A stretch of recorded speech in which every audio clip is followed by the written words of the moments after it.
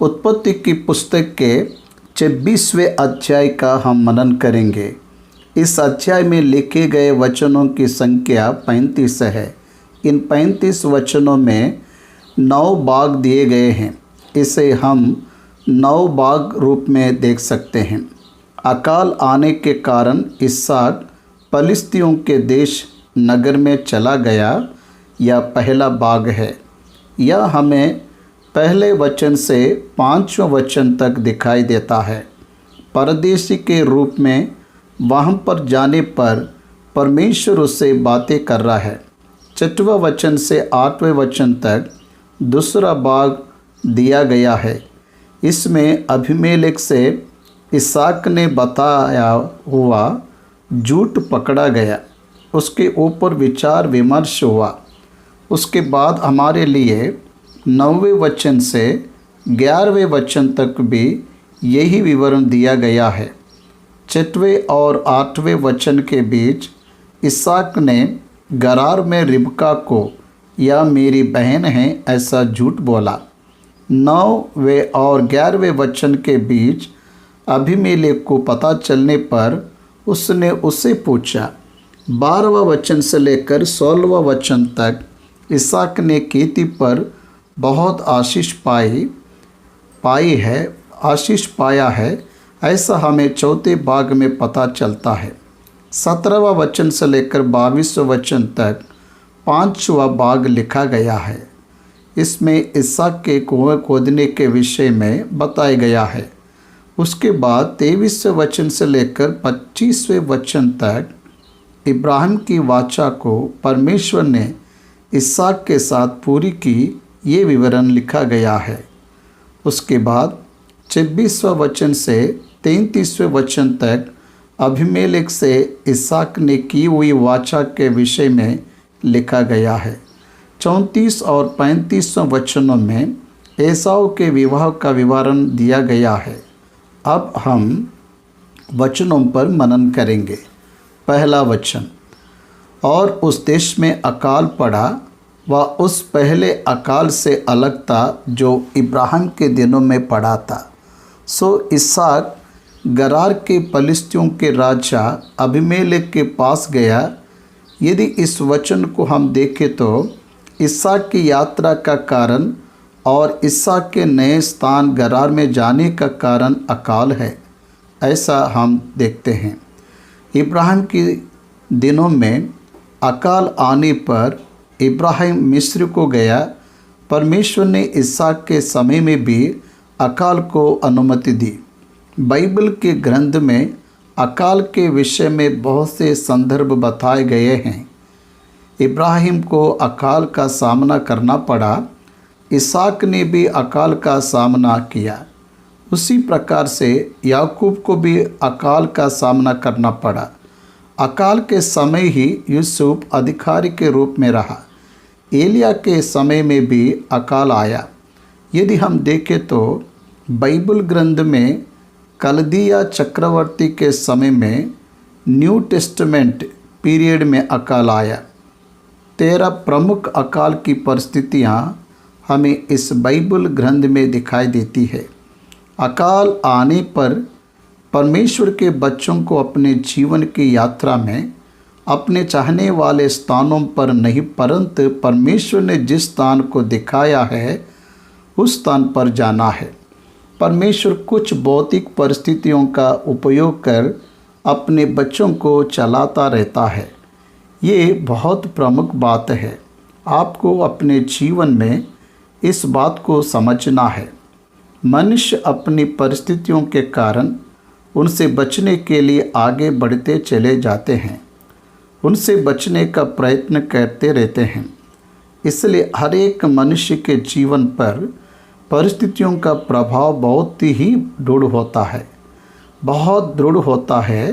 किसी भी विश्वासी के जीवन काल में आई हुई परिस्थितियाँ उसके आत्मिक जीवन पर और भौतिक जीवन पर अपना प्रभाव डालती है। इब्राहिम मिस्र की ओर चला गया। परमेश्वर की उपस्थिति में दंडवत किया होता तो उसका जीवन किसी और प्रकार से होता। इसहाक पलिश्तियों के गरार में जहाँ अबीमेलेक राजा था वहाँ पर चला गया। यदि हम इस संदर्भ में देखें तो परमेश्वर ने जिस स्थान पर उसे आशीष देना चाहा उस स्थान पर इसहाक चला गया। इस विषय में कोई संदेह नहीं है। वह देश पलिश्तियों का देश है। वहाँ पर इसहाक को परमेश्वर प्रकट हुआ। इब्रानियों की पत्रिका का पहला अध्याय उसका पहला वचन। पूर्व युग में परमेश्वर ने बाप दादों से थोड़ा थोड़ा करके और भांति भांति से भविष्यद्वक्ताओं के द्वारा बातें करके इन दिनों के अंत में पुत्र के द्वारा बातें की। आप ध्यान दीजिए, परमेश्वर प्रकट होकर इसहाक से बातें कर रहा है। बाइबल ग्रंथ के पुराने नियम में परमेश्वर ने भक्तों को दर्शनों के द्वारा, स्वप्नों के द्वारा और कुछ संदर्भ में विशेष रूप से वह खुद ही नर के रूप में या विशेष रूप से परमेश्वर के दूत के समान प्रकट हुआ। उन्हें अपने स्वर को सुनाया, आवाज़ को सुनाया, उन्हें दर्शन दिया। इस प्रकार से उनसे बातें की। वहाँ पर यहोवा ने इसहाक को दर्शन दिया। सर्वप्रथम उसके जीवन में यहोवा ने दर्शन दिया। परमेश्वर ने इसहाक को विशेष रूप से चुन लिया। परमेश्वर की इच्छा यह है कि इब्राहिम के संतान में इसहाक के द्वारा प्रभु यीशु मसीह को ले आना है। इसलिए यदि आप बाइबल के इतिहास को देखें तो प्रभु यीशु मसीह के पूर्वजों का भी इतिहास दिखाई देता है। प्रभु यीशु मसीह ने शरीरधारी होकर उन्होंने दाऊद के वंश में जन्म लिया, यहूदा के गोत्र में जन्म लिया। इसलिए इस यहूदा का गोत्र के मूल पूर्वज इब्राहिम, इसहाक और याकूब है। इसलिए इब्राहिम, इसहाक, याकूब और यहूदा, इन चारों का इतिहास हमें उत्पत्ति में दिखाई देता है। इसहाक इस व्यक्ति को चुना गया कि प्रभु यीशु मसीह इस संसार में आए। इसहाक की अवस्था 180 वर्ष होने तक परमेश्वर ने उसे अपने हाथों में रखकर चलाया। इब्राहिम के मरने के बाद परमेश्वर ने इसहाक को दर्शन दिया।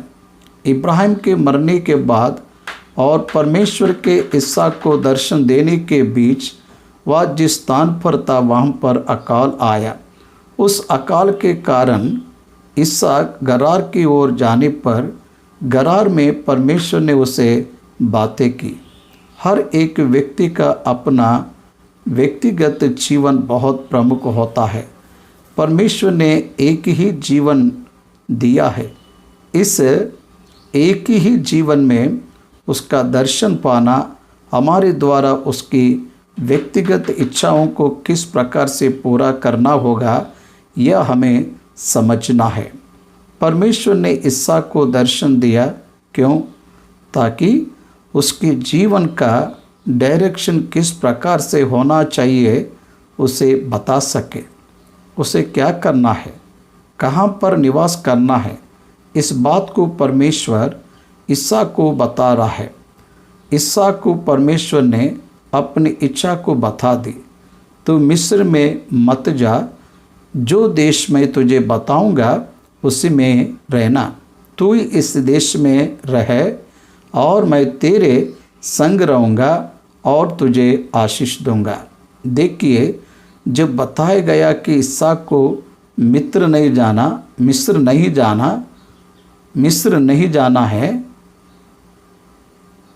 इसहाक को मिस्र नहीं जाना है। मिस्र दुनिया के सादृश्य में था। मिस्र शैतान के चलाए जाने वालों के सादृश्य में था। इसलिए मिस्र में ना जाना, तब परमेश्वर की आशीष उस पर आएगी। दूसरे, परदेशी के समान रहना। फिर मैंने जो देश का कहा वहीं पर रहना।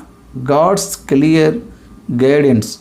तो उस देश में, मिस्र देश में ना जाना, यहीं पर परदेशी के समान रहना।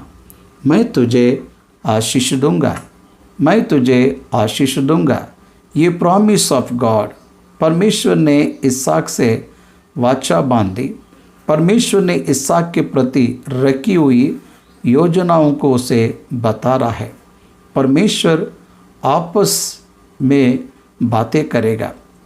आपके व्यक्तिगत जीवन में आपको क्या करना है, आपको किस प्रकार से जीना है, वह आपको सिखाएगा। मैंने अपनी 30 वर्ष की सेवकाई में उसे जाना है। मुझे किस प्रकार से सेवा करनी है, उसने पहले ही निर्णय ले लिया। उसके निर्णय में कदम रखना यह मेरी जिम्मेदारी है। इसलिए हमें चलाने वाले परमेश्वर और सहायता करने वाले परमेश्वर की शरण लेना भला है। इब्राहिम ने यही किया। इसलिए परमेश्वर ने इसहाक से कहा, ये सब देश को मैं तुझे और तेरे वंश को दूंगा, और जो शपथ मैंने तेरे पिता इब्राहिम से खाई थी उसे मैं पूरी करूंगा। मैं तेरे वंश को आकाश के तारागण के समान बनाऊंगा, और तेरे वंश को ये सब देश दूंगा, और पृथ्वी की सारी जातियां तेरे वंश के कारण अपने को धन्य मानेगी। ध्यान दीजिए, इसहाक एक महान वाचा को पाने वाला है, ऐसा परमेश्वर ने उसे बताया। इस दूसरे देश को तुझे दूंगा, तेरे वंश को दूंगा। यदि आप इस्राएलियों के इतिहास को देखें तो फलिस्तियों का देश इन सारे देशों पर पुराने नियम के राजाओं के समय के इतिहास को देखें तो उन्होंने उसे अपने स्वाधीन कर लिया, ऐसा हम देखते हैं। अभी तक अरबों के गुलाम में रहने वाले देश के मोहम्मद लोग प्रभु के आगमन के बाद फिर से इस्राएलियों के लिए स्थिर होंगे, ऐसी भविष्यवाणी की गई है।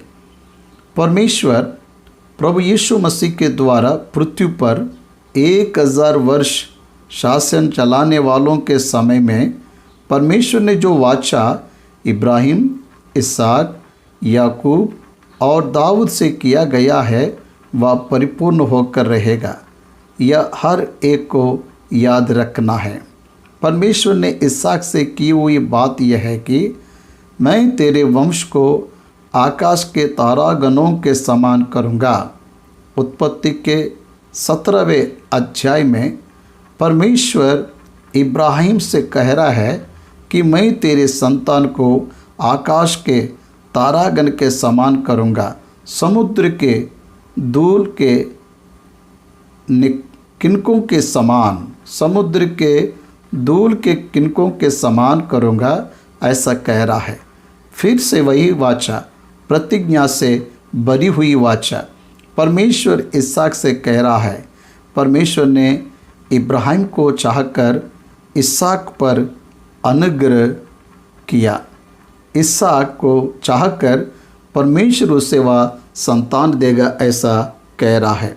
वह संतान कौन है? अर्थात पौलुस गलतियों की कलीसिया को लिखता है कि यीशु मसीह ऐसा कह रहा है। यहाँ पर भौतिक अर्थ को यदि देखें तो इस्राएली प्रजा अर्थात इब्राहिम के संतान, इसहाक की संतान, याकूब के संतान के द्वारा, इन संतानों के द्वारा यह विश्व आशीषित ठहरा है। एवरी इन्विटेशन, खोज की हुई हर वस्तु को यहूदी लोगों ने ही खोजा है। All invitations, almost all invitations made by जूडेस, यहूदियों ने ही खोजा है। विश्व में सबसे छोटा देश इज़राइल देश है। इज़राइल ये देश विश्व के नक्शों में छोटी सुई के नोक जितनी रहती है। विश्व में सबसे छोटा देश इज़राइल देश है। इज़राइल या देश विश्व के नक्शों में छोटी सुई के नोक जितनी रहती है, विश्व के नक्शों में उतना भाग उनका रहता है। इसलिए पूरे विश्व को दिए गए अनेक साधन इन्विटेशंस यहूदियों ने ही किया है। इन्वेंटेशंस यहूदियों ने ही किया है। आज हम अनुभव करने वाली टेक्नोलॉजी, हम उपयोग करने वाली दवाइयाँ, मेडिसिन्स, हमें दी गई नागरिकता के बढ़ोतरी की विशेषता, ये सभी उन्हीं से आई हुई है। इसलिए इज़राइल की प्रजा 100% पढ़े लिखने वाला देश है। विश्व में अति ज्ञानियों में 12% ज्ञानी उस देश के ही है। इसलिए उनके द्वारा विश्व ने आशीष पाया है। ये भौतिक रूप से साबित हुआ है। विश्व को उनके द्वारा युद्ध की वस्तुएं और अनेक विमान मिले हैं। उसी प्रकार से उस छोटे देश से विश्व के बड़े देशों को खेती के क्षेत्र में भी विस्तरित होने वाले साधन मिले हैं। उसमें से भारत देश को भी मिला है। ड्रिप इरिगेशन वैसे आया है। इज़राइल देश में पानी की कमी है, फिर भी वह हरियाली से भरा हुआ है। विश्व के किसी भी देश में नहीं करने वाले खेती को उन्होंने ड्रिप इरिगेशन के द्वारा करके महान भाग्य उन्होंने देखा है। अति गंभीर फसल वहाँ पर की जाती है। कारण यह है कि परमेश्वर का आशीष उस देश पर है। आज विश्व के हर कोने में से उस छोटे देश को विमान की सुविधा है। परमेश्वर ने इसहाक से की हुई बात अभी भी पूरा होते हुए हम देख सकते हैं। आकाश के तारागणों के समान तेरे वंश को बढ़ाकर इस देश को तेरे संतान को दूंगा। भौतिक रूप से उसके गर्भ से आए हुए लोगों को उन प्रदेशों का वाचा बांधा। प्रस्तुत में वे सभी उन देशों के स्वाधीन न करने पर भी प्रभु के आगमन पर वह उन्हें मिल जाएगा। इतिहास के अनुसार एक बात बताता हूँ, सुनिए। मूसा के बाद यहोशू ने कनान के भूभाग को इस्राएलियों के जनसंख्याओं में बांटना प्रारंभ किया। जब से यहोशू ने बांटना प्रारंभ किया, तब से उस देश के लोगों की बढ़ोतरी होने पर परमेश्वर ने वाचा बांधी हुई भूभाग को वे आक्रमित कर रहे हैं। सुलोमान के राजा बनने तक केवल 30% हासिल कर सके और 70% वाचा की भूमि को आक्रमित करना बाकी है। इसलिए परमेश्वर ने 7 जातियों के प्रजा को भगाकर उनको दी गई उस कनान की भूमि को श्रेष्ठ के रूप में परमेश्वर ने तैयार किया। वहाँ पर उनकी संतान विस्तृत हुई। यही वाचा है, क्योंकि इब्राहिम ने मेरी बात मानी और जो मैंने उसे सौंपा था उसको और मेरी आज्ञाओं को, विधियों को और व्यवस्थाओं का पालन किया। क्योंकि ऐसा कहा। क्यों ऐसा कहने पर परमेश्वर ने इब्राहिम के विश्वास को, इब्राहिम की दीनता को, दोनों को भी स्मरण किया। इब्राहिम का विश्वास क्या है? तेरी संतान के द्वारा मैं संपूर्ण पृथ्वी को, संपूर्ण जनों को आशीष दूंगा। ऐसा कहने पर इब्राहिम का विश्वास यह है कि वह संतान यीशु मसीह है। यीशु मसीह के द्वारा मनुष्य उद्धार पाकर परमेश्वर के साथ बने रहेंगे, परमेश्वर से संबंध और संगीत को रखने वाले के समान रहेंगे। ऐसा वाचा पहले ही इब्राहिम को बताई गई। इब्राहिम को पहले ही सुसमाचार सुनाया गया। यीशु मसीह के द्वारा ही परमेश्वर के साथ शांति और उद्धार है। ये सुसमाचार, इस पर विश्वास करने के द्वारा अनंत काल का जीवन, अनंत काल के राज्य की महान भावनाएं इब्राहिम को उसी समय में बताई गई। इसलिए दैट इज़ द रीज़न। इसलिए इब्राहिम परमेश्वर के अधीन हुआ, विश्वास किया और अधीन हो गया, क्योंकि इब्राहिम ने मेरी मानी। Because Ibrahim obeyed my voice and kept my charge, my commandments, my statutes and my law. यहाँ पर देखिए, इब्राहिम ने परमेश्वर पर, परमेश्वर की बातों पर, परमेश्वर की आज्ञाओं पर, परमेश्वर की सूचनाओं पर, परमेश्वर के नियमों के अधीन हुआ और उसे ग्रहण किया। यही उसके आशीष का रहस्य है। हर कोई परमेश्वर से आशीष पाना चाहता है। हर कोई परमेश्वर के हाथों से आशीष पाना चाहता है। उसका मूल कारण विश्वास और नम्रता है। विश्वास तो भूतों को भी है, परंतु नम्रता नहीं है, उनका प्रयोजन शून्य है। हम विश्वास कर रहे हैं ऐसा कहने वाले नम्रता को दिखाने पर ही विश्वास की परिपूर्णता सार्थक होती है। परमेश्वर स्वयं इसहाक से कह रहा है कि तेरे पिता इब्राहिम ने मेरी मानी है, उसने मेरी आवाज़ को सुना है। जब सुना तो उसने क्या किया पता है? मैंने दी हुई मेरी आज्ञाएं, मेरे नियमों को डेकेस। बाइबल बताती है कि परमेश्वर ने इब्राहिम को 14 आज्ञाएं देने पर उसने उन सब का पालन किया। या मूसा के समय में दी हुई 10 आज्ञाएं नहीं है, ये अलग है और वह अलग है। मूसा इब्राहिम के वंश से आया हुआ है। इब्राहिम, इसहाक, याकूब, लेवी, इस लेवी वंश से मूसा आया। इसलिए मूसा ने लाई हुई 10 आज्ञाएं अलग है और इब्राहिम को परमेश्वर ने दी हुई व्यक्तिगत आज्ञाएं अलग है।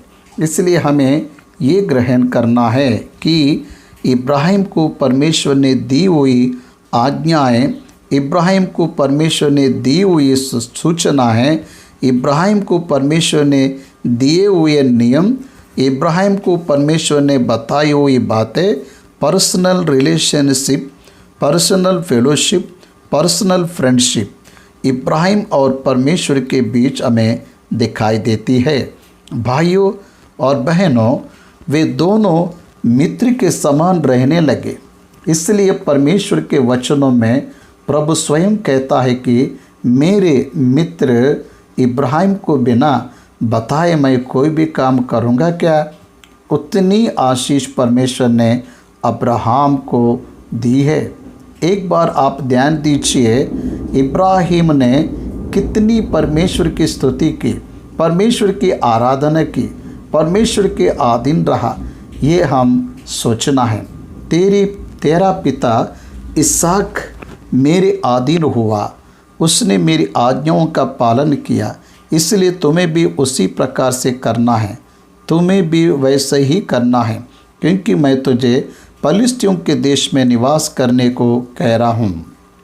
पलिश्तियों का देश परमेश्वर के भय को ना रखने वाला देश है।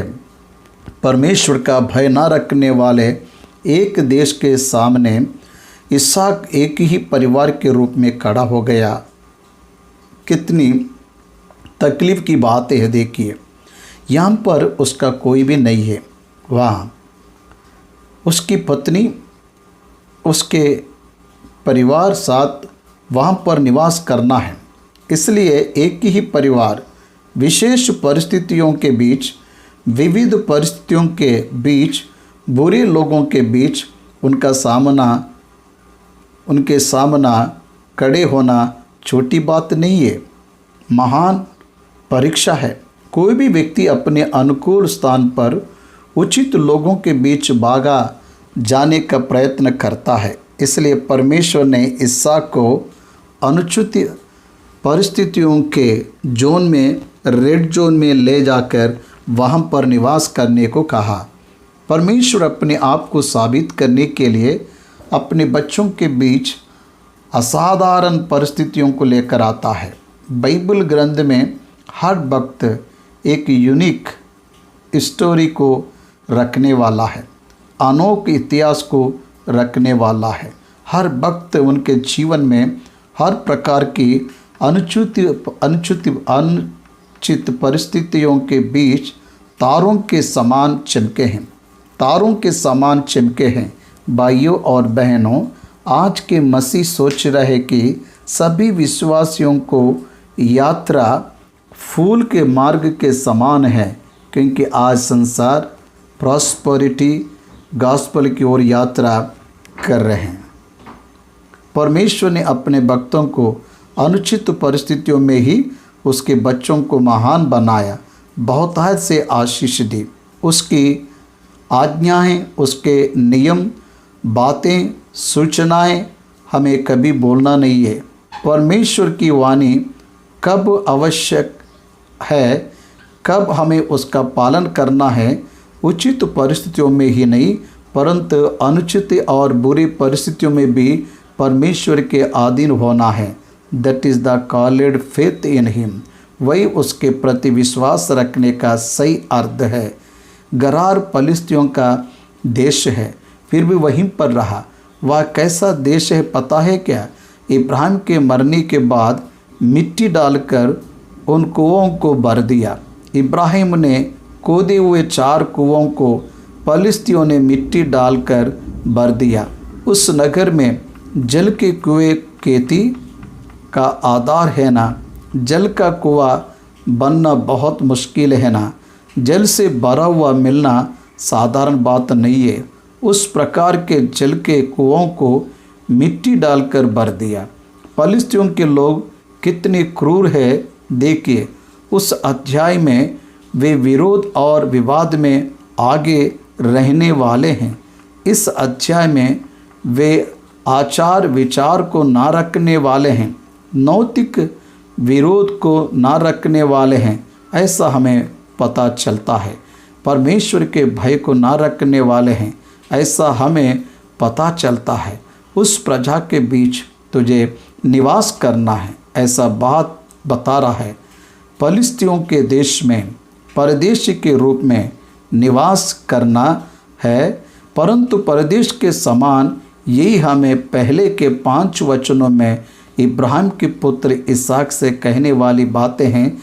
इस देश में परदेशी के समान रहा, अर्थात घर का जीवन, नो परमानेंट डेवलिंग प्लेस, सर्वदा के लिए निवास नहीं बनाना है। परमेश्वर हमें क्या बताना चाहता है पता है क्या? विश्वासी का जीवन भूमि पर यात्री और परदेशी का है। No permanent dwelling place on earth. भूमि पर सर्वदा निवास करना यह हमारे लिए नहीं है। भजन संहिता 90 इस अध्याय में मूसा पहले वचन में कहता है, पीढ़ी से पीढ़ी तक यही हमारे लिए निवास का स्थान है। उत्पत्ति में 4 पूर्वज इब्राहिम, इसहाक, याकूब और यूसुफ ने इसी ही विषय को बताते हुए आए हैं। हर विश्वासी को यही समझना है कि ये भूमि मेरे लिए अनंत का नहीं है या मेरा तात्काल निवास है। मैं यहाँ पर परदेशी और यात्री हूँ, केवल प्रवासी ही हूँ। तब तक मैं यहाँ पर हूँ। मेरा एक ही प्रमुख धर्म है कि परमेश्वर के बातों को मानना, परमेश्वर की आज्ञाओं का पालन करना, परमेश्वर के सूचनाओं को बनाए रखना। This is the reason I am here. इसे पूरा करने के लिए ही मैं यहाँ पर निवास कर रहा हूँ, किसी और के लिए नहीं। इस भावना से इसहाक तुम्हें जीना है, ऐसा जब परमेश्वर ने उसके पिता इब्राहिम को उदाहरण के रूप में दिखाया, हमें एक बात दिखाई जा रही है, वह यह है कि हमें एक बात सिखाई जा रही है, वह यह है कि हमें अपने बच्चों का मार्गदर्शक बनकर रहना है। मेरे पिता कारुपाटी जर्मिया स्वामीदास जी उत्तम मसीह है। अत्यधिक आध्यात्मिकता प्रमाणों को रखकर जीने वाला सेवक है। वह मेरे आंखों के सामने धर्म के मार्ग में चलकर गए हुए व्यक्ति है, इसलिए वह मेरे जीवन के लिए एक महान प्रश्न के समान मेरे सामने दिखाई देते हैं। ऐसे ही हर एक अपने बच्चों को, अपने पुत्रों को उसके जीवन भर में दिशा का निर्देश करते हुए अपने जीवन को आदर्श के रूप में बनाना है। इसलिए हमें हमारे जीवन के द्वारा अपने बच्चों के लिए एक संदेश देना है। वह यह है कि परमेश्वर के प्रति हम भयभक्ति के जीवन को रखकर उस मार्ग में चलने के लिए स्थिर करना है। इसलिए यहाँ पर इब्राहिम के जीवन को परमेश्वर एक खुली पुस्तक के समान इसहाक के सामने रखकर प्रश्न कर रहा है। देख, तेरा पिता इब्राहिम ने मेरी बातें सुनी, तुझे भी मेरी बातें सुननी है, मेरे नियमों का पालन किया है, तुम्हें भी पालन करना है, मेरे सूचनाओं को माना है, तुम्हें भी मानना है, मेरे आज्ञाओं के अधीन हुआ, तुम्हें भी अधीन होना है, क्योंकि उससे बांधी हुई वाचा ही मैं तुझसे बांधता हूँ। इसके कारण मैं तुम्हें आशीष दूंगा। किसके कारण कह रहा है? मैं तुम्हारे संग रहकर मैं तुम्हें आशीष दूंगा। आशीष दूंगा, इब्राहिम को आशीष दिया हुआ परमेश्वर इसहाक को भी आशीष दूंगा, ऐसा कह रहा है। इब्राहिम और इसहाक को आशीष दिया हुआ परमेश्वर तुम्हें भी आशीष दे सकता है, ऐसा आपको विश्वास रखना है। अब हम 6वें वचन से पढ़ेंगे। इसलिए इसहाक गरार में रहा गया, उतने ही परमेश्वर ने बताई हुई बात के अधीन हुआ, विश्वास किया, आनंद किया, गरार में निवास करना आरंभ किया। जब उस स्थान के लोगों ने उसकी पत्नी के विषय में पूछा, तब उसने यह सोचकर कि यदि मैं उसको अपनी पत्नी कहूँ तो यहाँ के लोग रिबका के कारण जो परम सुंदरी है मुझको मार डालेंगे। उत्तर दिया, वह तो मेरी बहन है, वह मुझे मार डालेंगे। गरार में उनके जीवन में एक बड़ी समस्या का सामना करना पड़ा। वह यह है कि उस नगर के लोग दुष्ट हैं। रिबका सुंदर है, इसलिए उसके पति को मारकर उसे ले जा सकते हैं। इस सोच को रखने वाले, इस प्रकार की संस्कृति को रखने वाले प्रजा वहाँ पर है। इसलिए इसहाक डर गया। बाइबल ग्रंथ में उत्पत्ति की पुस्तक 20वें अध्याय में इसहाक के पिता इब्राहिम भी फलिस्तियों का देश जहाँ पर अबीमेलेक का शासन था, वहाँ पर उसकी पत्नी सारा को बहन करके बता दिया। वास्तविकता में सारा के विषय में अबीमेलेक ने इब्राहिम को प्रश्न करने पर तूने बहन है ऐसा क्यों बताया? पूछने पर एक रिश्ते में वह मेरी बहन है ऐसा बताया, परंतु यहाँ पर इसहाक ऐसा नहीं बता सकता, या इसहाक की बहन के रिश्ते में नहीं आती है। उसके विषय में कौसे कज़िन का रिश्ता है इस प्रकार से नहीं बताया, परंतु बहन है ऐसा बताया। इब्राहिम ने तो गलती की, परंतु इसहाक ने भी कमज़ोर घड़ी में उसने भी वही गलती की। इब्राहिम ने अपनी गलती के विषय में इसहाक को वार्निंग देकर नहीं रखा, ऐसा हमें दिखाई देता है। भाइयों और बहनों, इब्राहिम ने अपनी असफलता को बताकर उसे किसी प्रकार से सामना करना है या इसहाक को सिखाया होता तो 26वें अध्याय में इसहाक ने इस प्रकार से नहीं किया होता। यहाँ पर एक बात को सीखेंगे, जो हम माता पिता हैं, हम अपने कमजोरी में किस प्रकार से विजय को पाए हैं, उस विजय के रहस्यों को हमारे बच्चों से बांटना सीखना है।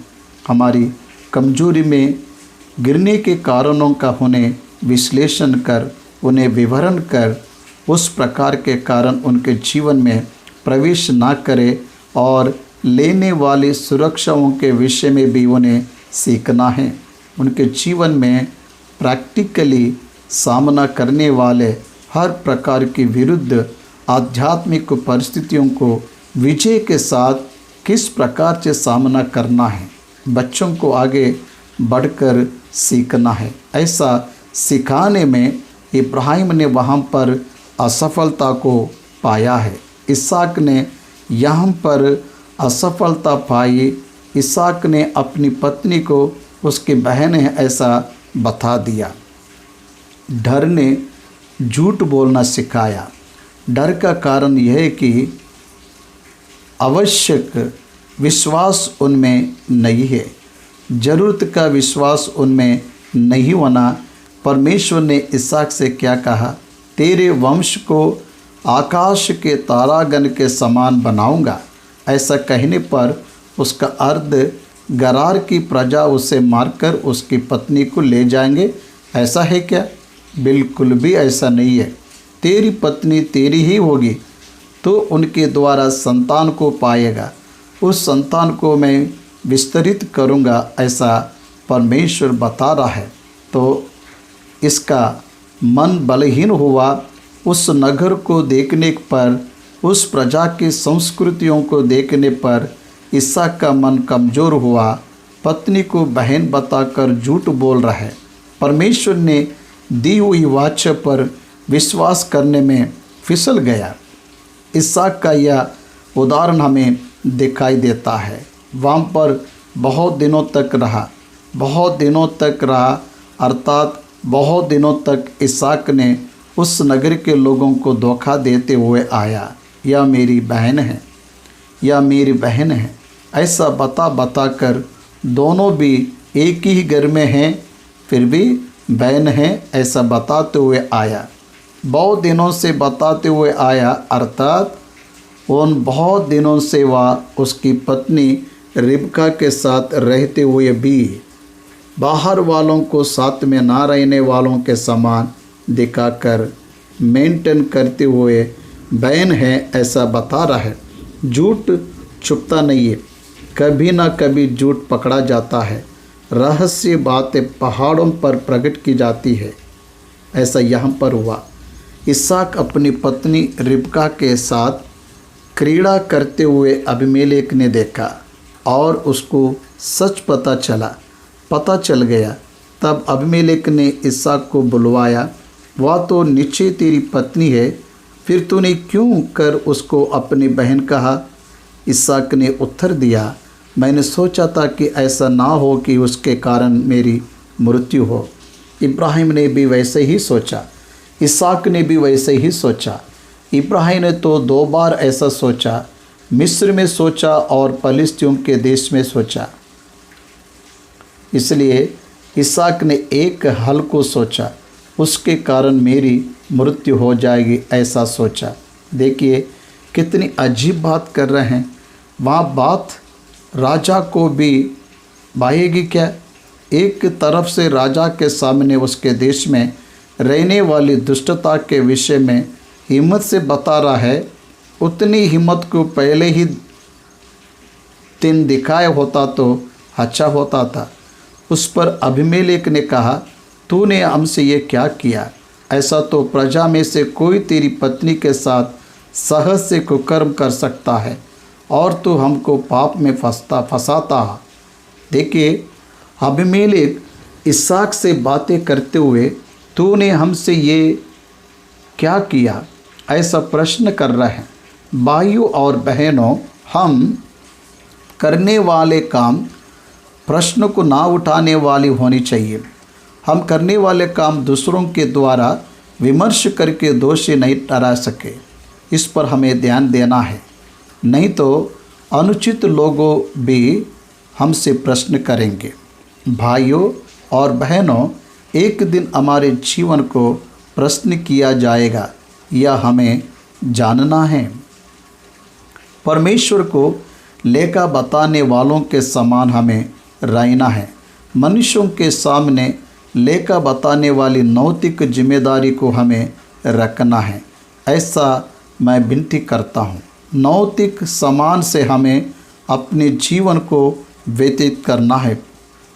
दूसरों की हानि पहुंचाने वाले जैसा कुछ भी हमारे जीवन में ना हो, इस पर हमें ध्यान देना है।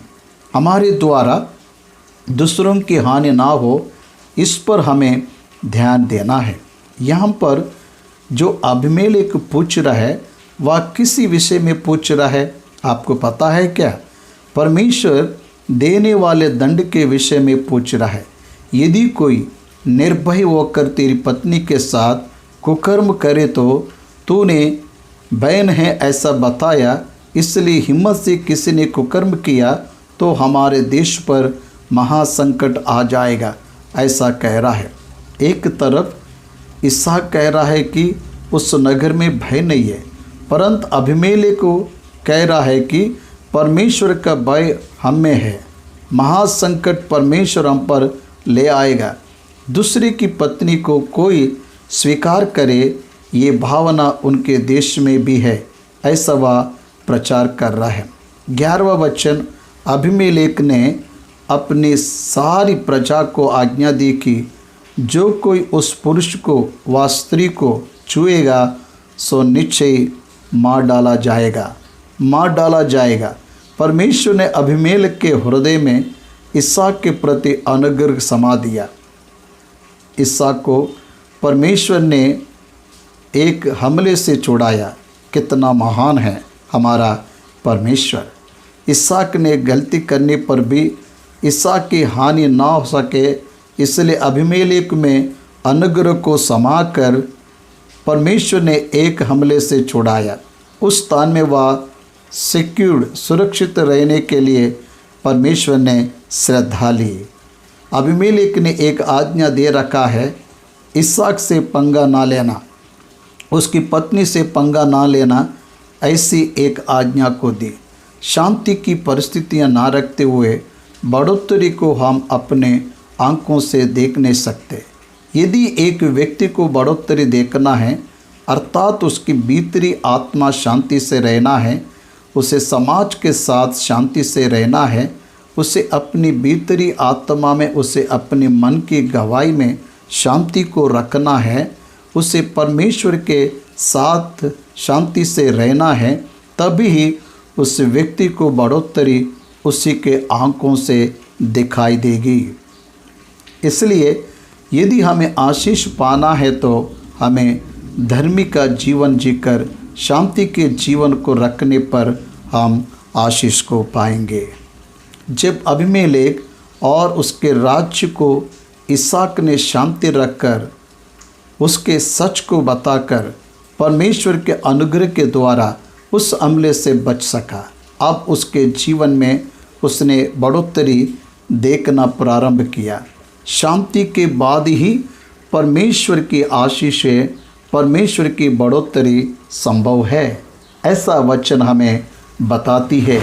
12वां वचन, फिर इसहाक ने उस देश में जोता बोया और उसी वर्ष में 100 गुना फल पाया, और यहोवा ने उसको आशीष दी और वह बड़ा और उसकी उन्नति होती चली गई, यहाँ तक कि वह अति महान पुरुष हो गया। शांति को पाते ही उसने अपने पाप से, उसके निगरानी से बाहर आते ही आशीष को पाना प्रारंभ हुआ। इसहाक ने उस वर्ष में उस देश में जोता बोया, वह बीच आने वाली फसल से भी 100 गुना फल लाया। वह किसके हाथों में है? बोना इसहाक के हाथों में है। मनुष्यों का प्रयत्न हमारे हाथों में है। उसे फलवंत होने के लिए परमेश्वर की शक्ति काफ़ी है, ऐसा दिखाई देता है। पहचानिए, हम यत्न करेंगे तो परमेश्वर प्रतिफल देता है। वह प्रतिफल कितने प्रतिशत होगा? 30 गुना, 60 गुना, 100 गुना, या उसके हाथों में है। इट इज़ हिज ब्लेसिंग, या उसकी आशीष है। उस वर्ष में वह बीज 100 गुना फल लाया, महान बन गया। एक ही बार में 100 फोल्ड्स 100 गुना उसकी आर्थिक स्थिति बढ़ गई। वहाँ पर रुक गई क्या? नहीं रुकी और बढ़ती चली गई। वह महान होने तक, महान और बहुत महान होने के लिए क्रमानुसार परमेश्वर बढ़ोतरी करते आ रहा है। मसीह जीवन में ओवरनाइट जैकपॉट नहीं रहता। उस प्रकार का काम चोर का होता है। परमेश्वर अपने बच्चों को आशीष देने के लिए he will take long time to bless his child. उसके बच्चों को आशीष देने के लिए दीर्घकाल का समय लेता है। हाँ, इसहाक की एक ही रात में परमेश्वर ने बढ़ोतरी नहीं की। बहुत महान बनाने के लिए परमेश्वर ने क्रमानुसार आशीष दी। Step by step development. इसलिए परमेश्वर क्रमानुसार आशीष देता है। एक ही बार में चोर के पास आने वाला जैसा नहीं। देखिए वचन में, उसके महान बनने तक परमेश्वर ने उसे नहीं छोड़ा। आशीष देते हुए ही आया। उसके महान बनने के बाद भी वह दीन है करके उसने अपने जीवन के द्वारा प्रकट किया, अपने जीवन के द्वारा साबित किया। उसके महान बनाने के बाद भी उसमें घमंड नहीं है, ऐसा उसने साबित किया। भाइयों और बहनों, आप भी महान बने, ऐसी परमेश्वर की इच्छा है। कैसे? क्रमानुसार। कैसे? परमेश्वर की बातों के द्वारा, परमेश्वर के आज्ञाओं के अधीन होकर, परमेश्वर के नियमों का पालन करके, परमेश्वर के सूचनाओं का अनुकरण करके, परमेश्वर के आवाज़ के अधीन होकर आपके चारों ओर के देशों में शांति से जीने सीखने पर, आपके पापों को स्वीकार कर उसे छोड़कर अनुग्रह को चाहने पर आपकी बढ़ोतरी प्रारंभ होगी, आपकी आशीषें प्रारंभ होगी, आपका विस्तरित होना प्रारंभ होगा, आपका प्रभाव बढ़ेगा। इस सच्चाई को आपको जानना है। एक और गंभीर बात यहाँ पर सिखाई गई है। जब उसकी भेड़ बकरी, गाय, बैल और बहुत से दास दासियाँ हुई, तब परिस्थिति उससे डाहा करने लगे। याद रखिए, जब एक परिवार आर्थिक रीति से बढ़ोतरी करता है, उसके साथ रहने वाले उसको डाहा करते हैं। सभी इसहाक की फसल ने 100 गुना फल लाया, तब डाह नहीं आएगी क्या? उन्होंने डाली हुई बीज को ही इसने भी डाला। उन्होंने जितना जल दिया, इसने भी उतने ही दिया। उनके फसल में काम किए हुए लोगों ने ही इसके फसल में भी उस गांव के लोगों ने ही काम किया। फिर कहाँ से आया 100 गुना फल? अभी तो खाद आए हैं, परंतु उन दिनों में कौन सा खाद था? इसलिए कहाँ से इतना फल आया? क्यों इतना फल आया? या उस गांव के लोगों को समझ नहीं आया, इसलिए ढहा करने लगे। परमेश्वरी कारण है। ये जानकर वे भी परमेश्वर के पीछे चलते तो कितना अच्छा होता। ऐसा नहीं करेंगे। ऐसा करने की बात तो दूर की है, परंतु ढहा करना लगे। एक व्यक्ति ने आशीष पाया है, एक व्यक्ति कलेक्टर बन गया, एक व्यक्ति इंजीनियर बन गया, एक व्यक्ति डॉक्टर बन गया, एक व्यक्ति गवर्नमेंट ऑफिसर बन गया, एक व्यक्ति बैंक मैनेजर बन गया। चारों ओर रहने वाले जवानों को उन्हें देखकर क्या सीखना है? हम भी उनके समान मेहनत करेंगे तो, उनके समान ही हम श्रम करेंगे तो, उनके समान ही हम भी अनुशासन के साथ चले तो हम भी उसी स्थाई पर पहुंचेंगे। ऐसा उन्हें देखकर सीखना है। परंतु उन्हें देखकर ढहा करेंगे तो क्या मिलेगा? उसी प्रकार से उन दिनों में फलिस्ती परमेश्वर के पीछे हो लेने के लिए, उसके द्वारा आशीष पाने के लिए सीखने वाले होकर उस प्रकार से ना सीखते हुए बढ़ोतरी पाए हुए इसहाक पर उन्होंने ढाक किया। ये अविश्वासियों का गुण है, विश्वासी के गुण नहीं है। विश्वासी किसी के बढ़ोतरी को देखकर ढा नहीं करता, बढ़ोतरी का कारण ढूंढकर उसके पीछे होकर वह भी बढ़ोतरी पाने का प्रयत्न करता है। इस अच्छे हृदय को विश्वास रखने वाला व्यक्ति और करने वाला व्यक्ति है। 14वां वचन में गरार के निवास ढा करने लगे ऐसा लिखा गया है। उसके बाद 15वां वचन में एक पुराने विषय को बताया है, इतिहास में हुए विषयों को बताया है। क्या बताया? क्योंकि उस नगर के निवासियों का मन कैसा है यह समझने के लिए बताया है। उत्पत्ति 20वां अध्याय में इब्राहिम पलिस्तियों के देश में रहने पर उसके प्रति भी यही पलिस्तियाँ उसी प्रकार से बर्ताव करने लगे। इब्राहिम इन दिनों के अबीमेलेक से भी महान बन गया। अबीमेलेक यह पद का नाम है। पलिस्तियों के राजा की पदवी को अबीमेलेक कहा जाता है। पलिस्तियों का सेनापति वह एक नौकर है, फिजिकल करके कहते हैं। सेनापति को ये दो नेम्स ऑफ द जॉब्स वह उनके करने वाले कामों का नाम है, उनके स्वयं का नाम नहीं है। इसलिए अबीमेलेक उन दिनों में, उसके दिनों में इब्राहिम को बड़ा होते हुए देखकर उससे शांति पाने के लिए आने पर उनके दोनों के बीच यह वार्तालाप हुई है कि उत्पत्ति 21वें अध्याय में 25-20वें वचन में अबीमेलेक को एक कुएं के विषय में जो अबीमेलेक के दासों ने बरियाई से ले लिया था, इब्राहिम ने अबीमेलेक को उल्हाना दिया ऐसा लिखा गया है। उन दिनों में भी इब्राहिम की बढ़ोतरी को रोकने के लिए पलिस्ती जल के कुएं पर आक्रमण करते थे, इसलिए उल्हाना दिया। उसके बाद उन्होंने मिट्टी डालकर उसे भर दिया। यही यहाँ पर हमें उत्पत्ति 26 के 15वां वचन में लिखा है। सो जितने कुओं को उसके पिता इब्राहिम के दासों ने इब्राहिम के जीते जी खोदा था, उनको पलिस्तियों ने मिट्टी से भर दिया। कितना भयानक है प्रियो।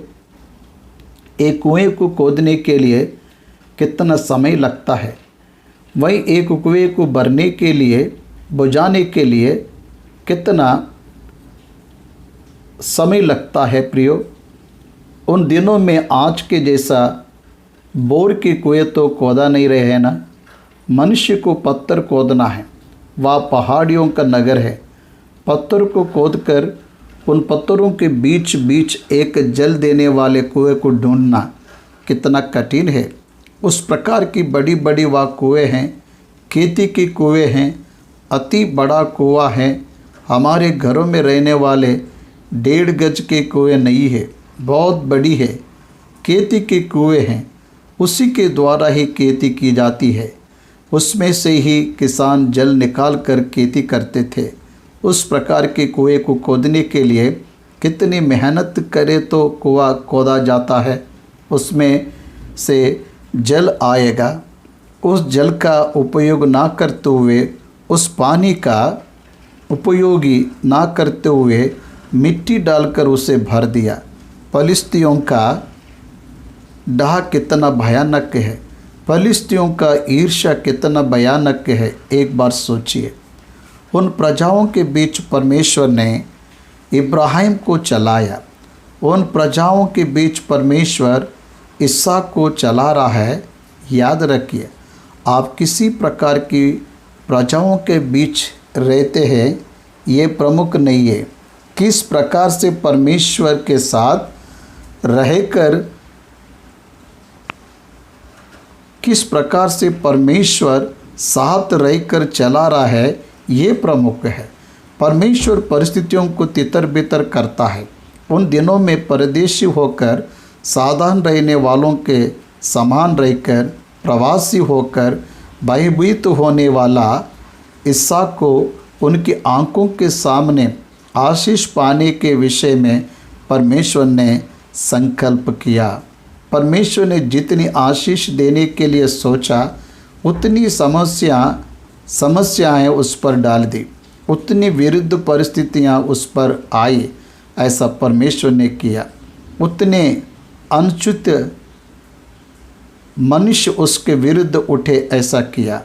पहचानिए, बाइबल ग्रंथ में विशेष यह है कि परमेश्वर ने जिन्हें आशीष दिया उन सबों ने महान बलवान शत्रुओं के सामने आशीष को पाए हैं। इन दिनों में हम तो छोटे छोटे धमकियाँ, छोटे छोटे विरुद्धता आने पर ही व्याकुल हो जाते हैं। आपका शत्रु जितना बलवान है उतने महान भविष्य में परमेश्वर आपको ले जा रहा है, ये अर्थ है। इसे कभी नहीं भूलना है। इसलिए आप पर आने वाली समस्या जितनी बड़ी होगी उतनी बड़ी बढ़ोतरी आपके सामने परमेश्वर रखने जा रहा है। इस विश्वास से आपको आगे बढ़ना सीखना है। उस देश की क्रूर प्रजा, उसके पिता इब्राहिम ने खोदे हुए कुओं को मिट्टी से भरने पर उसे उसकी खेती में समस्या आई।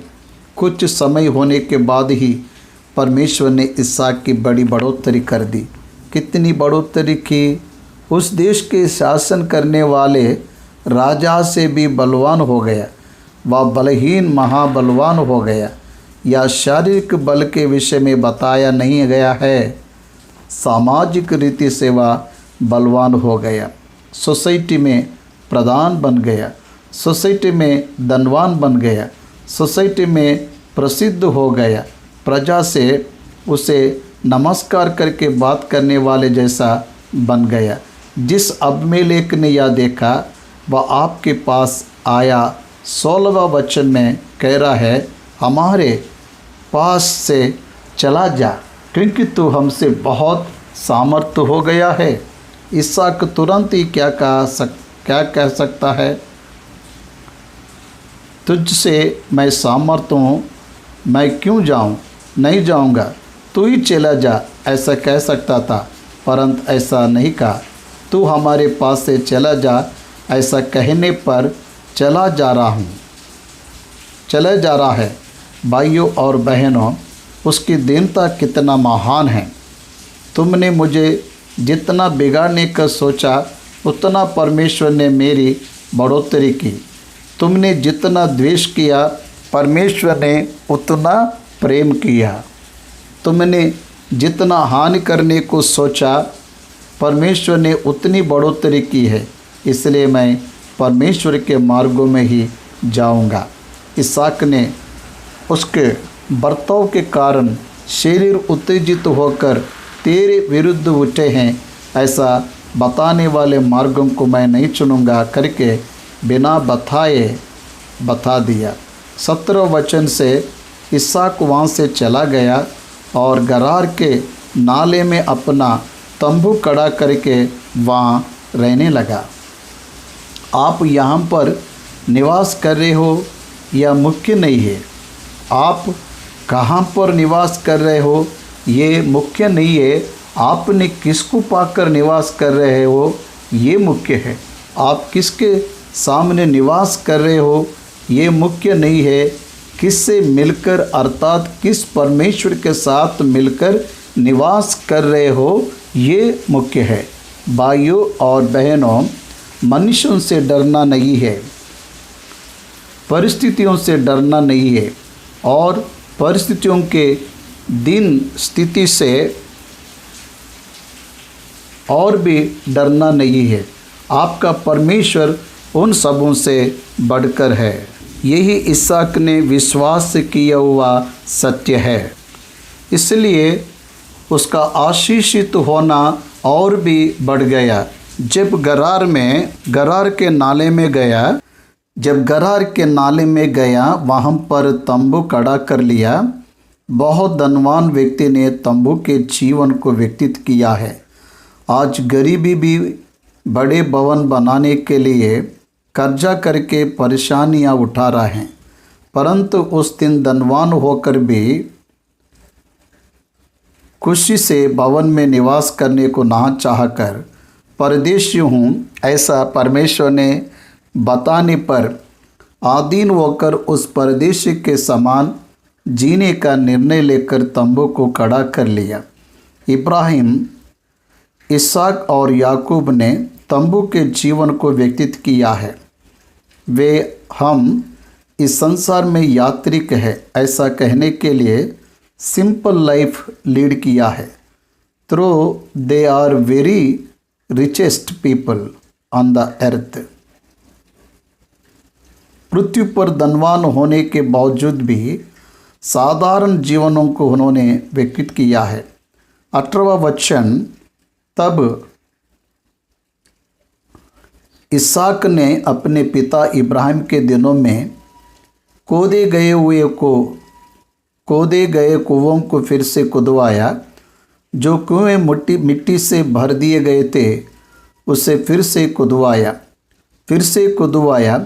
हर एक को याद रखना है कि जल को मिट्टी से भर देना अर्थात आध्यात्मिक विषयों को संसार से ढक देना, आध्यात्मिक कामों को संसारिक के विषयों से ढक देने वाले जीवन को रिवाइव करना है, फिर से खुदवाना है।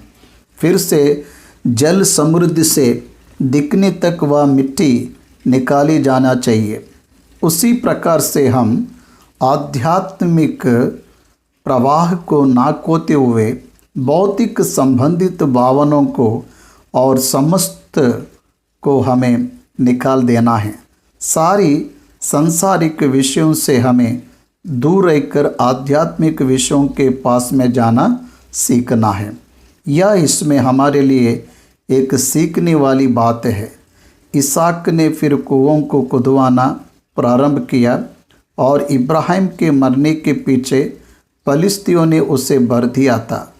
इब्राहिम के मरने के पीछे फलिस्तियों ने उसे भर दिया, इसलिए उसे फिर से खुदवा रहा है और उसके वे ही नाम रखे जो उसके पिता ने रखे थे। देखिए, जब कुओं को खुदवाया गया तो क्या हुआ? 4 कुओं को खुदवाया। सबसे पहले उसके दासों ने कुओं को खोदना प्रारंभ किया। ऐसा होने पर 19वां वचन बताती है, एक कुआं मिल गया। वहाँ कुआं मिलने पर गरारे चरवाओं ने इसहाक के चरवाओं से झगड़ा किया। कंटेंशन स्ट्राइक, झगड़ा, ये हमारा है करके झगड़ा कर रहे हैं। देखिए, कुएं के खोदने तक नहीं आए, खोद कर जल का सोता मिलने पर आकर यह हमारा है ऐसा कह रहा है। क्या करेंगे? They try to make a war, वे युद्ध करने के लिए तैयार है। वास्तविकता में बलवंत कौन है? इन दोनों में बलवंत कौन है? इसहाक ही बलवंत है। होने पर भी, उसके बलवंत होने पर भी युद्ध ना करते हुए शांति से दूर चला जा रहा है। यदि झगड़े से दूर नहीं गए तो आपका जीवन झगड़ों से भर जाएगा। इसलिए तेरे भाई को तुझ पर क्रोध है तो बलि के वहाँ छोड़कर पहले उससे शांति से बात करके आकर उसके बाद तेरी बलि को चढ़ाना। ये विषय यीशु मसीह ने पहाड़ पर प्रचार की हुई बात है। तेरे भाई पर तुझे ये नहीं कहा गया, तेरे भाई को तुझ पर क्रोध हो तो तू ही जाकर शांति से बात करके आ जा। इसलिए मसीह ने बताया वह मार्ग इसहाक ने अपने जीवन में मसीह के पूर्व ही पूरा करके दिखाया। या एक नबी है।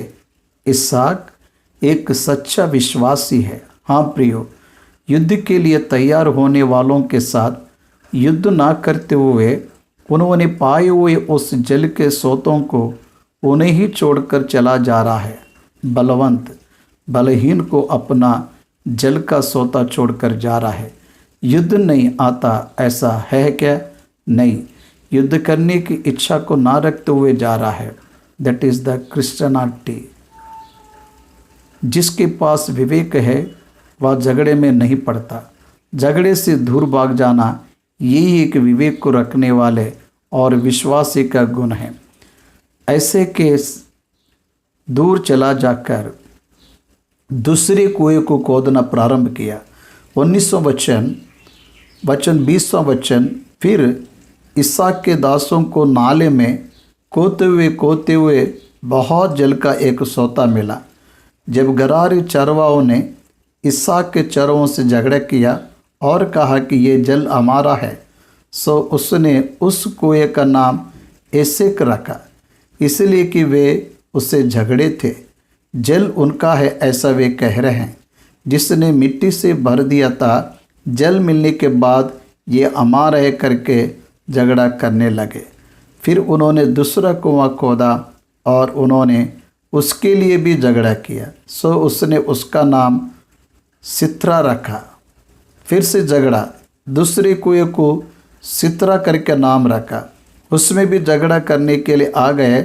इसलिए आप जब देखते हैं विरोध हुआ, उनके द्वारा विरोध आ गया, विरोध से दूर चला गया।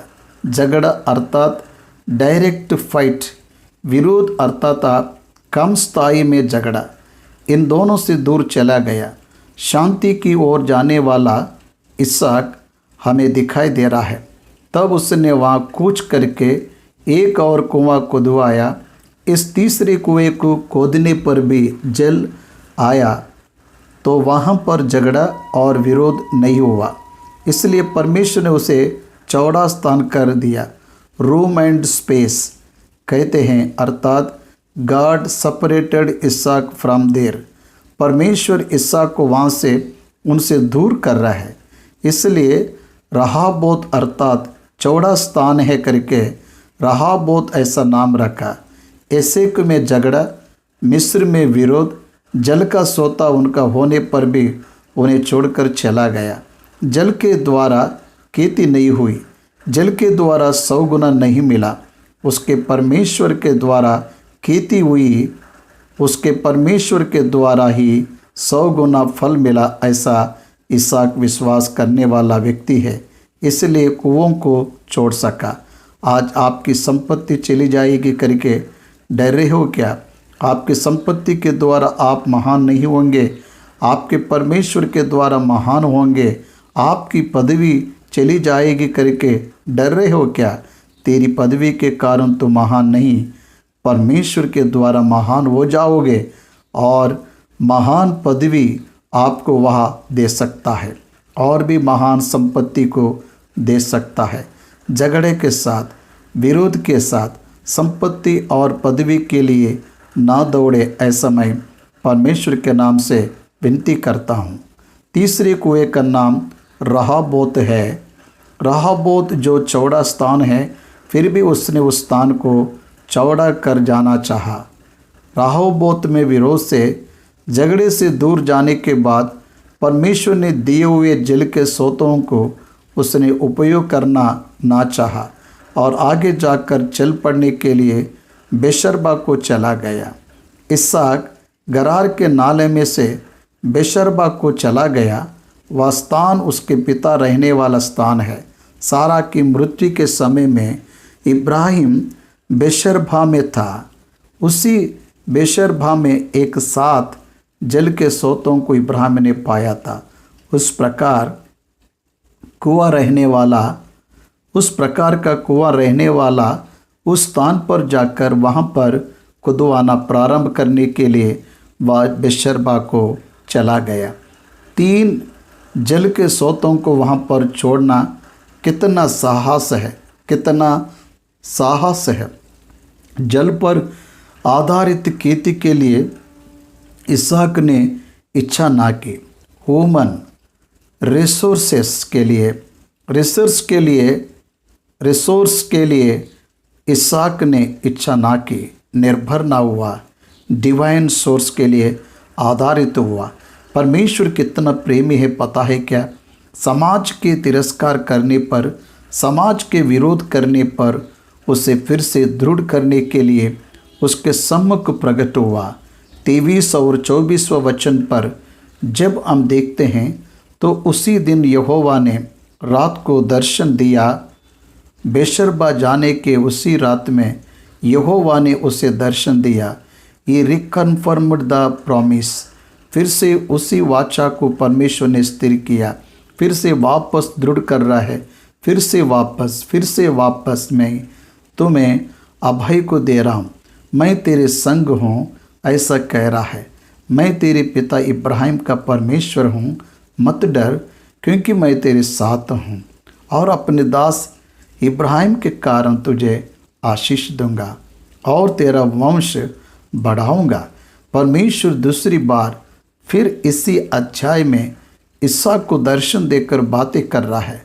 तेरे पिता इब्राहिम ने जिसकी सेवा की, मैं वही परमेश्वर हूँ, the God of Abraham. Abraham के कारण तुझे आशीष दूंगा। मैंने इब्राहिम से वाचा बांधी कि मैं तेरे वंश को बढ़ाऊंगा। तुझे फिर से कह रहा हूँ, तू इब्राहिम की संतान है, इसलिए इब्राहिम के कारण मैं तुझे आशीष दूंगा। मत डर क्योंकि मैं तेरे साथ हूँ। हमारे जीवन काल में हिम्मत से जीने के लिए यह एक बात काफ़ी है। मत डर, मैं तेरे साथ हूँ। एक बात बताऊंगा, परमेश्वर ने मुझे बाइबल वीडियो कमेंट्री को पूरी दुनिया के भाषाओं में ले जाऊंगा ऐसा बताया। इस समाज को बताने के लिए मैंने बहुत वर्ष तक परेशानी उठाई। ये बहुत ही सैकड़ों करोड़ों का प्रोजेक्ट है। जब मैं पैसा नहीं है ऐसा कहेंगे तो कोई विश्वास नहीं करेगा। मुझे यही बात दृढ़ करती है कि मैं तेरा परमेश्वर हूँ, तू मत डर, मैं तेरे साथ हूँ, तू मत डर। इसलिए ये पूरा हो, चाहे तो मेरे मरने के बाद ही क्यों ना हो। ये वचन पूरा होकर मुझे दी हुई वाचा इस वचन के द्वारा संपूर्ण हुआ तो आप ही इसके गवाह के रूप में ठहरेंगे और समझेंगे। भाइयों और बहनों, मैं तेरे साथ हूँ, इसलिए तू मत डर। अपने दास इब्राहिम के कारण तुझे आशीष दूंगा और तेरे वंश को बढ़ाऊंगा। आज के दिनों में परमेश्वर हमें यीशु मसीह के कारण आशीष देगा। इब्राहिम के कारण इसहाक को आशीष दूंगा, ऐसा कहने वाला वही परमेश्वर आज के दिनों में यीशु मसीह के कारण आपको और मुझे आशीष देगा। हम उस पर विश्वास रखते हैं, इसलिए वह सभी वाचाएँ उसके द्वारा हमें भी दी गई है, वह सभी पूरा किया जाएगा, ऐसा वचन हमें बताती है। तब उसने वहाँ एक वेदी बनाई और यहोवा से प्रार्थना की और अपना तंबू वहीं खड़ा किया। क्या किया? कुएं को फिर खुदवाने से पहले तंबू खड़ा कर लिया। तंबू डालने से पहले प्रार्थना किया।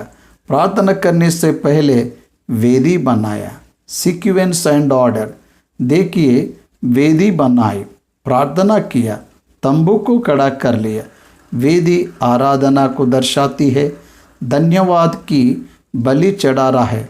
जब परमेश्वर ने उससे फिर वह रिकन्फर्मेशन ऑफ प्रॉमिस दिया, वेदी बनाकर परमेश्वर की स्तुति कर रहा है, आराधना कर रहा है, बलि चढ़ाकर होम बलि को देकर वहाँ पर परमेश्वर की आराधना किया। उसके बाद प्रार्थना किया। ही डेवलप इज स्पिरिचुअल लाइफ, उसकी आत्मिक जीवन की उसने उन्नति की। उतना ही नहीं, आदर्श बने रहने के लिए तंबू खड़ा कर लिया। परमेश्वर ने उसे तुझे महान बनाऊंगा ऐसी वाचा बांधी। उस वाचा का अनुभव करने के लिए उसने साधारण जीवन को चुना। तंबू खड़ा कर लिया, प्रार्थना कर लिया, तब जल के सोतों के लिए यत्न करने लगा। हमें कुछ भी प्रयत्न करना हो तो पहले परमेश्वर की आराधना करना है, स्तुति करना है। परमेश्वर की पद्धति में हमारे जीवन को तैयार करना है। तब हमारे हर प्रकार का प्रयत्न सफल होगा। तब ही हमारे हर प्रकार का प्रयत्न सफल होगा, ऐसा हमें समझना है। कुआं खोदने के लिए कामगार चले गए। बेशरबा के तंबू में इसहाक जी है। उतने में ही 3 अतिथि उसके पास आए। उस देश का महाराजा अबीमेलेक, उस देश का सेनापति पिकोल और राजा के मित्र अहुज्जत, जो मंत्री हो सकता है, यह 3 लोग गरार से निकलकर इसहाक के घर पहुंच गए। देखिए, वे उन दिनों में डाक करने वाले व्यक्तियों के रिप्रेजेंटेटिव्स है। इन दिनों में नाले में चल दिए हुए उस प्रजा के वे प्रतिनिधि है। वे 3 लोग आकर इसहाक से बातें कर रहे हैं। इसहाक ने उनसे कहा, तुमने मुझसे बैर करके अपने बीच से निकाल दिया था, सो अब मेरे पास क्यों आए हो? आपने मुझे अपने बीच में से निकाल दिया था, अब मेरे पास आए हो, क्यों आए हो? उस पर उन्होंने दिया हुआ उत्तर अद्भुत है। उन्होंने निश्चय देखा है कि यहोवा उसके साथ रहता है, इसलिए हमारे और तेरे बीच एक शपथ खाई जाए, इसलिए आए हैं कि जैसे हमने तुझे नहीं छुआ वरन तेरे साथ निज भलाई की है और तुझको कुशल से हमसे विदा किया, उसके अनुसार तू भी हमसे कोई बुरा ना करेगा। हम तुझसे इस विषय की वाचा बंधवाएंगे। अब तो तूने यहोवा की ओर से आशीष पाया है। अन्य जातियाँ कह रहे कि तूने यहोवा की आशीष को पाया है। हमने देखा है कि परमेश्वर ने तुझे आशीष दिया है। हमने देखा है कि यहोवा तेरे साथ रहता है। That is the reason we can hear. इसलिए हम आए हैं, तेरे महानता को देखकर नहीं, तेरे बल को देखकर नहीं, तेरी उन्नति को देखकर नहीं, तेरे परमेश्वर का साथ देखकर तेरे पास आकर शांति की बातचीत करना चाहते हैं, क्योंकि परमेश्वर तेरे साथ है। तेरा परमेश्वर तेरे शत्रुओं का नाश करेगा करके हमें पता है। उस परमेश्वर को तूने पाया है, इसलिए तुमसे हमारी कोई शत्रुता नहीं, हमारे और तेरे बीच शांति ही रहे। हमने तुझे गरार के नाले में भेजने पर कोई भी आने ना करते हुए भेज दिया, इसलिए तू भी हमसे भविष्य में हमसे कोई बुराई ना करेगा, ऐसी एक शपथ हमसे बांध, उसी के लिए आए हैं, ऐसा कह रहे हैं। देखिए, इसहाक बहुत आनंदित हुआ, इसहाक भावुक हुआ, इसहाक दीन है, इसहाक युद्ध से दूर रहने वाला है, शांति को चाहने वाला है। इसलिए उनकी कहीं बात को इसहाक ने सुनकर आनंदित होकर तुरंत ही उनकी जेवनार की 3रा वचन, जब उसने उनकी जेवनार की और उन्होंने खाया पिया, इसहाक ने उनकी शपथ के लिए की हुई निवेदन को स्वीकार कर रहे हैं। आज हम ऐसे हैं क्या? न्याय जाति अन्य जाति वाले शांति से रहने के लिए आते हैं, तो उनसे शांति से रहने के लिए हम इच्छा करते हैं क्या? आज एक चर्च में जाने वाला दूसरे चर्च में जाने वाले पर द्वेष रखता है, सहन नहीं कर पा रहे हो, परंतु अबीमेलेक आकर इसहाक से हमसे कुशल क्षेम से रहे, ऐसा कहने पर उसने हाँ कहा। दुनिया के साथ शांति से रहने के लिए इच्छा को ना रखने वाला कैसे विश्वासी होगा?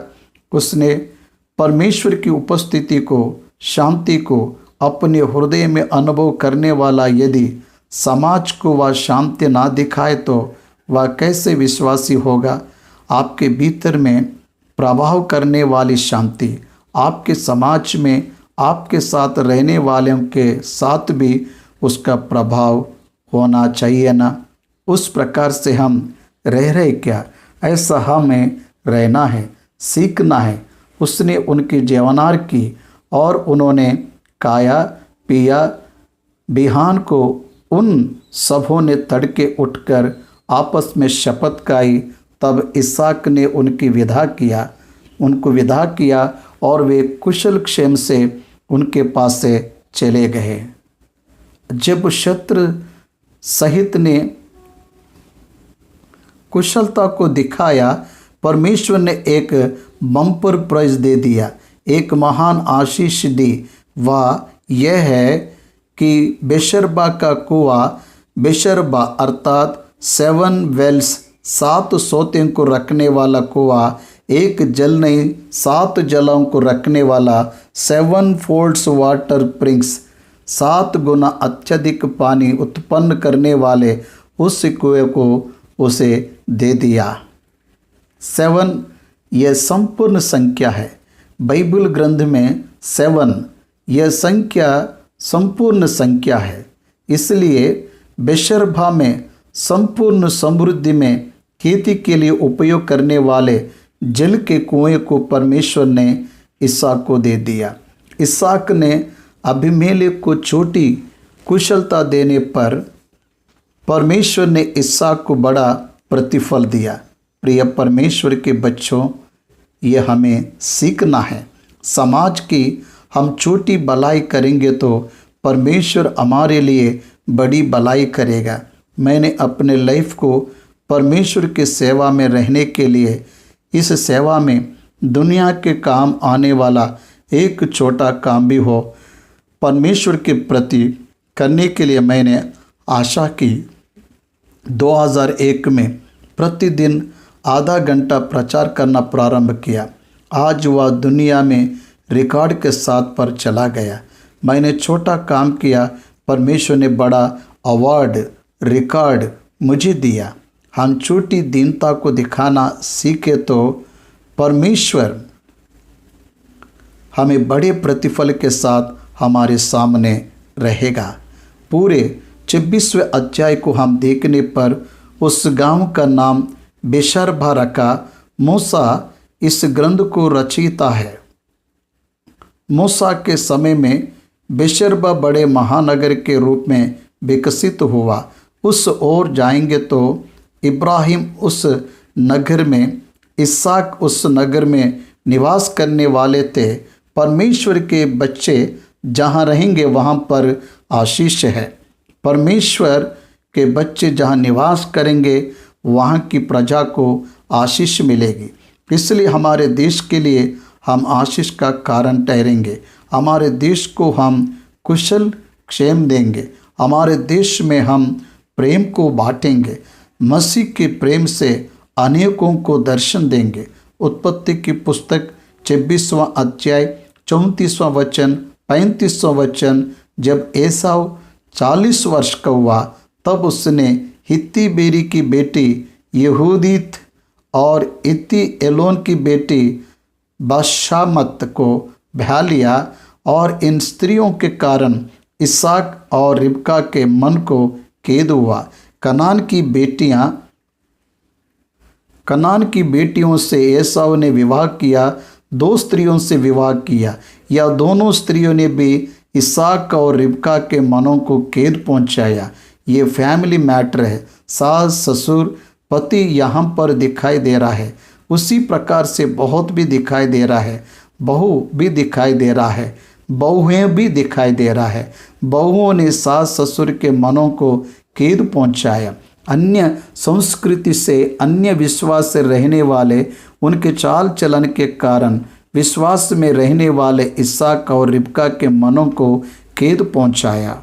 बहुओं के ससुर के मनों को खेद नहीं पहुंचाना है, उन्हें सांत्वना देना है, परंतु दुख देने वालों के समान कभी नहीं रहना चाहिए। तो एसाव ने 40 वर्ष के आयु में ही विवाह किया। एसाव और याकूब है। एसाव याकूब जुड़वा है। एसाव बड़ा है।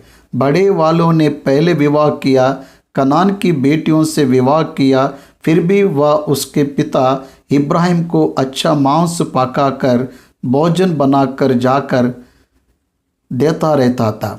उसने अपने माता पिता की इच्छा से देख रेख की, परंतु उसकी पत्नियों ने उनकी अच्छी देख रेख नहीं की। आज आपका मसीह परिवार हो तो आपके इन लॉ के प्रति आपका बर्ताव कैसा है, एक बार सोच लीजिए। मन को खेद पहुंचाएंगे तो परिवार डिस्टर्ब हो जाएगा। मन के खेद के कारण वह परिवार किस प्रकार से डिस्टर्ब हुआ उसका इतिहास हमें 27वां अध्याय में हमारे लिए बताया गया है।